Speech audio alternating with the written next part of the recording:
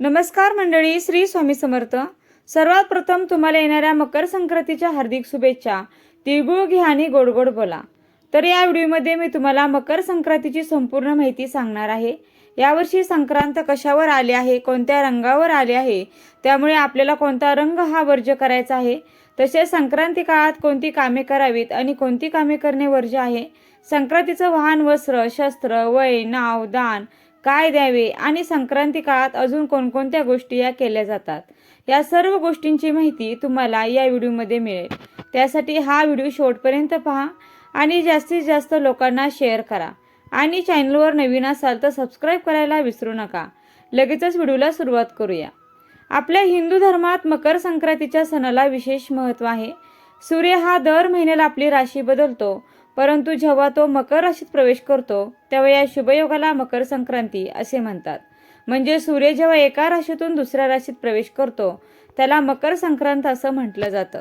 आणि आपण हा मकर संक्रांतीचा सण अगदी आनंदाने साजरा करत असतो.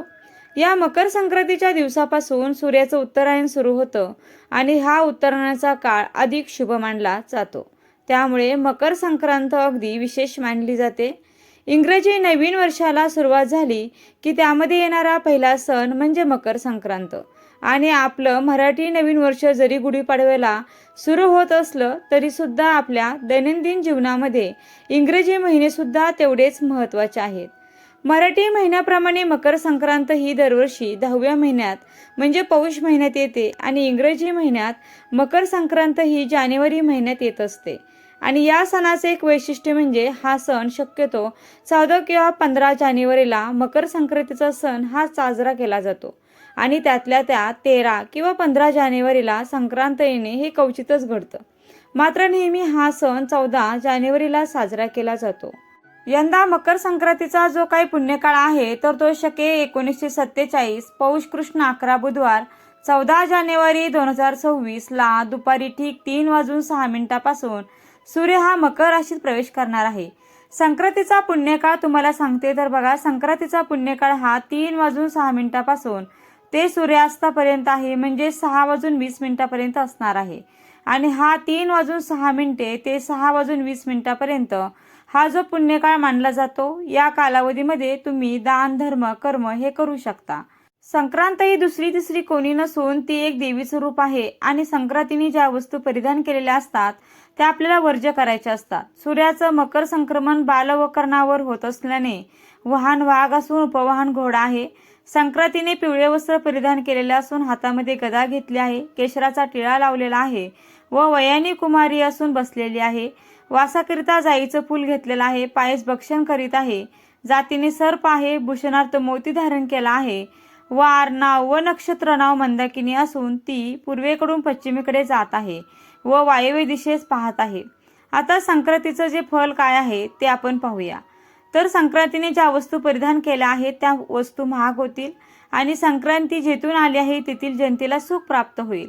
संक्रांतीच्या काळामध्ये तर दानधर्माला खूप विशेष महत्त्व आहे. तर पर्वकालामध्ये दान, नवे भांडे, गाईला घास, अन्न, तिलपात्र, गूळ, तीळ, सोने, भूमी, गाय, वस्त्र, घोडा इत्यादी यथाशक्ती दान करावेत. तसेच संक्रांतीच्या दिवशी कोरडा सिधा ब्राह्मणाला दान करायचा आहे किंवा गरजूला देखील दान करायचं आहे. नक्कीच संकल्प करावा. देवासमोर बसावं, आपल्या उजव्या हातात पाणी घ्यावं, हळदी, कुंकू, अक्षदा, फूल घ्यावं आणि तुमचं नाव, गोत्र बोलावं. आणि या संक्रांतीच्या निमित्ताने औचित्य साधून मी माझ्याकडून जे काही तुम्ही पदार्थ आहेत ते तुम्ही दान करताय असा संकल्प करावा आणि ते दान तुम्ही एखाद्या गरजूला किंवा ब्राह्मणाला दान करू शकता. आणि संक्रांतीच्या दुसऱ्या दिवशी असते किंक्रांत. तर किंक्रांत ही 15 जानेवारी 2026 ला आलेली आहे. संक्रांती देवीने मकर संक्रांतीच्या दुसऱ्या दिवशी किंक्रांत नावाच्या राक्षसाला ठार मारले आणि त्याच्या जाचातून प्रजेला मुक्त केले, म्हणून हा दिवस किंक्रांत म्हणून ओळखला जातो. पंचांगणात हा दिवस करी दिन म्हणून देखील दाखवलेला आहे. मकर संक्रांतीच्या दिवशी जी माणसे दान देतात आणि हव्यंग करतात त्या त्या वस्तू सूर्य त्यांना प्रत्येक जन्मात देत असतो. मग ते तुम्ही तुमच्या यथाशक्तीनुसार कोणतेही दान करू शकता. रक्तदान, वस्त्रदान, अन्नदान, विद्यादान, श्रमदान, नेत्रदान यथाशक्ती आपल्याला ही दान द्यायची आहेत. त्याचबरोबर आपण भोगीच्या दिवशी किंवा संक्रांतीच्या दिवशी जे सुगड पुसतो, काही जण याला बोळकी देखील म्हणतात, काही जण खण म्हणतात. तुमच्या भागामध्ये जशी पद्धत असेल त्याप्रमाणे. तर जी आपण सुगड पूजा करतो तर ते सुद्धा एक प्रकारचं दानच आहे. त्यामुळे तुम्ही संक्रांती काळामध्ये कधीही दानधर्म करू शकता. मकर संक्रांतीच्या दिवशी सकाळी लवकर उठून स्वच्छ स्नान करून सर्वात पहिली गोष्ट म्हणजे आपण सूर्याला जल हे अर्पण करायचं आहे. म्हणजे काय, सूर्याला अर्घ्य द्यायचं आहे. शक्य असेल तर तांब्याच्या तांब्यामध्ये आपल्याला पाणी घ्यायचं, त्यामध्ये थोडंसं कुंकू, तीळ आणि आपल्याला लाल फुले टाकायचं आहे आणि हे पाणी आपल्याला सूर्याला अर्पण करायचं आहे. हे पाणी अर्पण करत असताना आपल्याला ओम सूर्याय नमः किंवा ओम आदित्याय नमः किंवा भृणी सूर्याय नमः या मंत्राचा जप करायचा आहे. आणि अशा प्रकारे सूर्याला जल हे अर्पण केल्यानंतर आपल्याला सूर्यदेवाची विशेष अशी देखील पूजा करायची आहे. त्यामुळे काय होतं की आपल्याला चांगल्या आरोग्याची प्राप्ती होते, उत्तम तेजाची प्राप्ती होते, आपले आरोग्य चांगले आणि निरोगी राहते. सूर्यापासून मिळणारे लाभ देखील अनेक आहेत. आपल्याला जे काही ड जीवनसत्व मिळत असते ते फक्त आणि फक्त आपल्याला सूर्यप्रकाशातूनच मिळत असते. तसेच आपण जरी सूर्याला नमस्कार केला दररोज तर आपल्याला चांगल्या आरोग्याची आणि निरोगी आरोग्याची देखील प्राप्ती होऊ शकते. त्यामुळे तुम्ही शक्य असेल तर दररोज सूर्याला नमस्कार करा, सूर्याला जल अर्पण करा, सूर्याचा मंत्र म्हणा आणि त्याचे मात्र तुम्हाला नक्कीच फायदे देखील होतील. तसेच या दिवशी पवित्र नद्यांमध्ये स्नान देखील तुम्ही करू शकता. आणि जर पवित्र नद्यांमध्ये किंवा देवदर्शनासाठी जाणं जर शक्य नसेल तर त्यांनी पाण्यामध्ये थोडंसं तीळ आणि गंगाजल मिसळून त्या पाण्याने स्नान केलं तरी देखील चालू शकतं. या दिवशी पवित्र नद्यांमध्ये स्नान करण्याला विशेष असं महत्त्व आहे. त्यामुळे आपल्याला पुण्याची प्राप्ती होते. त्यामुळे तुम्हाला जाणं जर शक्य नसेल तर तुम्ही असं घरच्या घरी देखील करू शकता. आता आपण पाहूया की संक्रांतीच्या काळामध्ये आपल्याला कोणती कामं वर्ज्य करायची आहेत.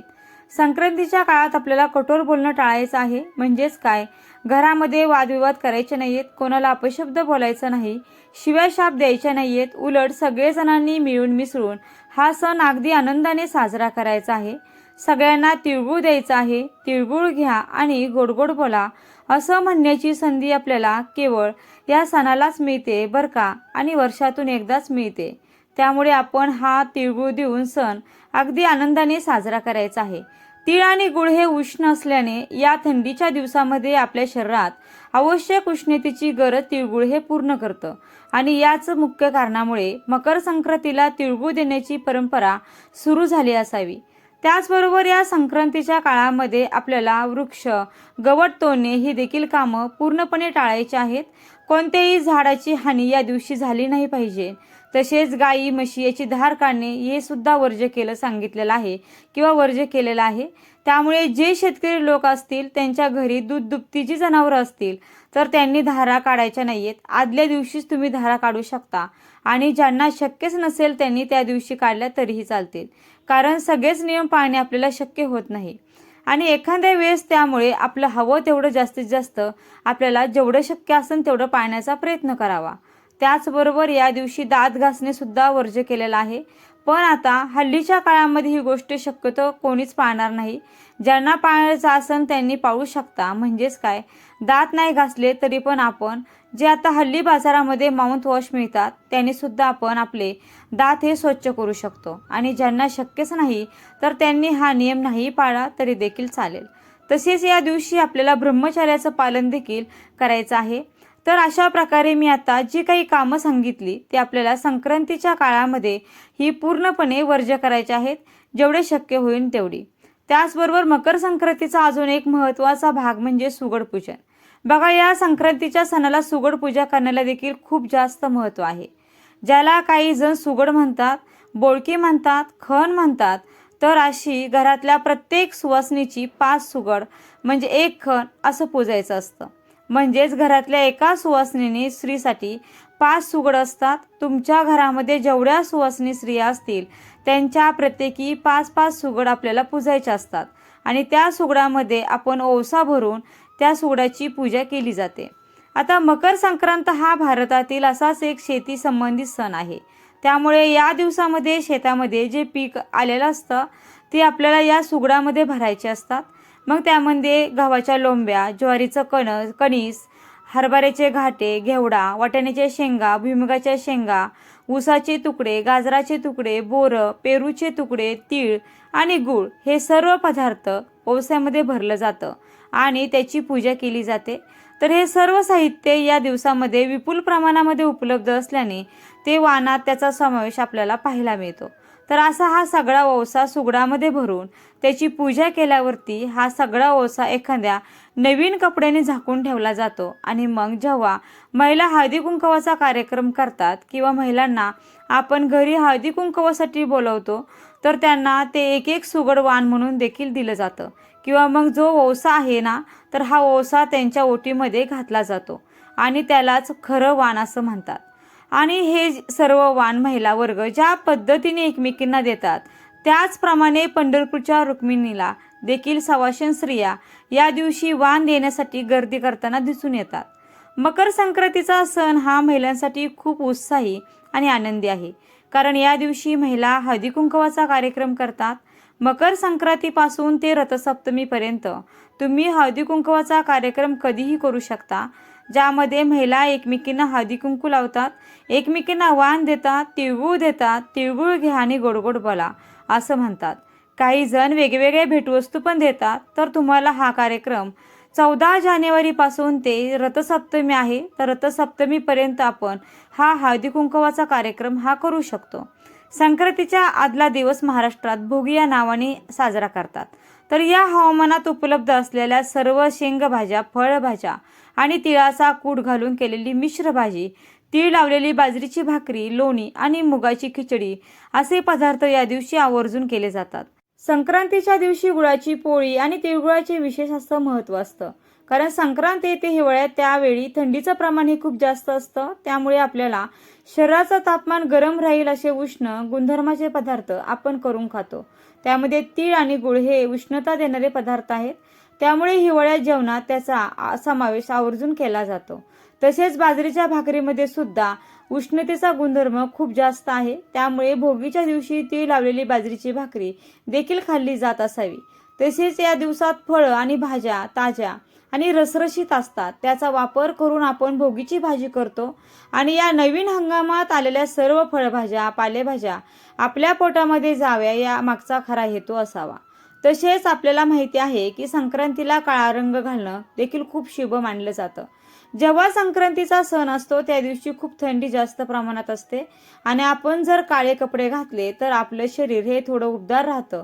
म्हणजेच थोडक्यात काय, तर थंडीपासून आपलं संरक्षण होतं, कारण काळा रंग हा सूर्यापासून मिळणारी उष्णता शोषून घेतो आणि आपले शरीर उबदार ठेवतो। त्यामुळे आपण या दिवशी काळे कपडे घालणं देखील चांगलं मानलं जातं किंवा संक्रांतीला बायका आवर्जून काळ्या रंगाची साडी ही घालतात।